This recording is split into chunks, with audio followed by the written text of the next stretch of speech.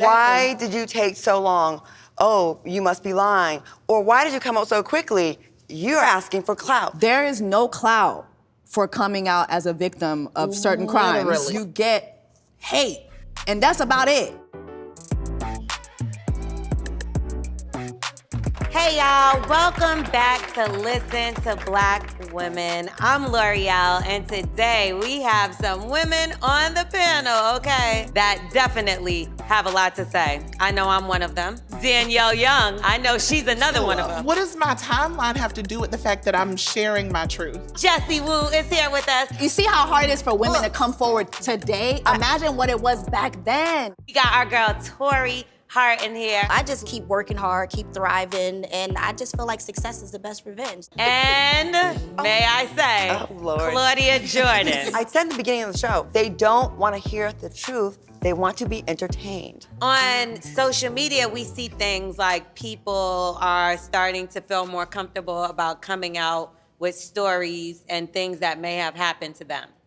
A lot of times, people are applauded, but then there's often times where people are victim blamed or even said, well, why did she wait so long to come out? What do you think about people that bring serious topics to social media? Everybody doesn't have a platform. So sometimes all they have is a Snapchat. Sometimes all they have is a TikTok. Sometimes all they have is an Instagram. And we don't know what they went through, how they got to that point. I think a lot of people don't understand, like, there is no clout for coming out as a victim of certain crimes. Literally. Like, you don't get a payday, you don't get a television show, you don't get brand deals, you get hate. And that's about it. And sometimes you get sued, even though you were the victim. Speaking up and speaking out is not easy, right? Like, I had an incident years ago with two different very prominent Black men, and I spoke about it with my editor at the time, and she convinced me to share my story. I did not want to do it, but after having talked to her and speaking about, you know, the idea of a lot of women who deal with the same thing, issues around not wanting to speak out because they weren't raped, right? Or like full blown, you know, assaulted in that way, but they were mishandled sexually. And she helped me tell the story, but even in doing that, I knew that people were gonna come for me. And you know, it's low-hanging fruit how folks come for me. It don't matter what I do, they always go fat. And of course, with this situation, they went with that insult and was like, oh, girl, please, you're so big, don't nobody wanna sexually assault you. But just knowing that I'm stepping out there and using my platform as a space for women like me who may have experienced it as well and don't think that they have been wronged. Because I think, you know, to your point, people really are afraid of the backlash and the repercussions, and so they stay silent. Having that be the first question as to why would you wait so late? Disgusting. What does my timeline have to do with the fact that I'm sharing my truth? But we face like repercussions for speaking up about mundane things. So imagine the repercussions for when you speak up about being assaulted or, you know what I mean? Like, the repercussions are very severe. Like, you lose everything a lot of times. And it depends who you're speaking out against. And I'm very outspoken and I share my stories, but there's plenty of things that I haven't said out loud. Because one, that might be the first thing that I'm gonna hear is, well, you waited so long. You don't know what fear I have and what this person has on me or knows about me or my family I'm not speaking just me, but this is for any woman. Because remember now, sometimes you're out here by yourself, right? Because what we see is oftentimes the woman is going up against the machine. And then there's another machine behind it in the comment section. I commend you for even coming to the internet or anywhere with your story. I wouldn't do it again. And see, that's sad. Because I would not do it again. Why is it when you come forward about abuse or your experience, it's always still your fault? It's always, why did you take so long? Oh, you must be lying. Or why did you come out so quickly? You're asking for clout. They're never happy with the way we do it.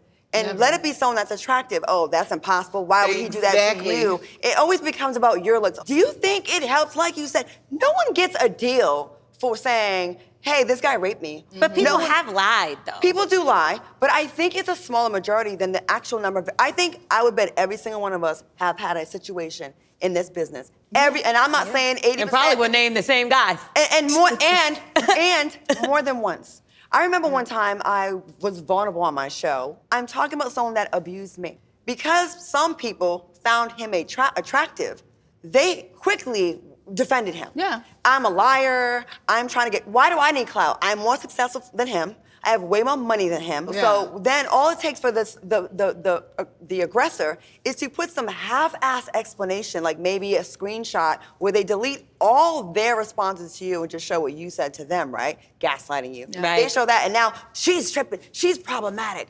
How can this happen how can so much stuff happen to one person? There's men out here that are slipping things in people's drinks that direct some of the movies that y'all love. And you try to say something, and everyone defends them. They're defending because And they you're the want liar. to work with him, they like him, or it didn't happen to them. Mm-hmm. Abusers don't abuse everyone else. They abuse one person, so then you look crazy when you complain because, oh, he's so nice. What do you mean? It must be you.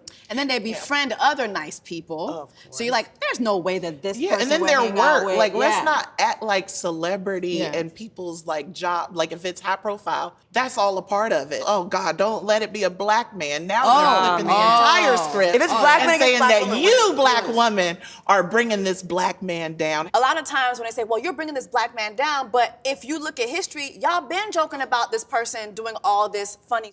Yes, there is an argument to be made that there is a machine that does attack black people. There is a machine that is out there doing that. But you cannot assist the machine by doing.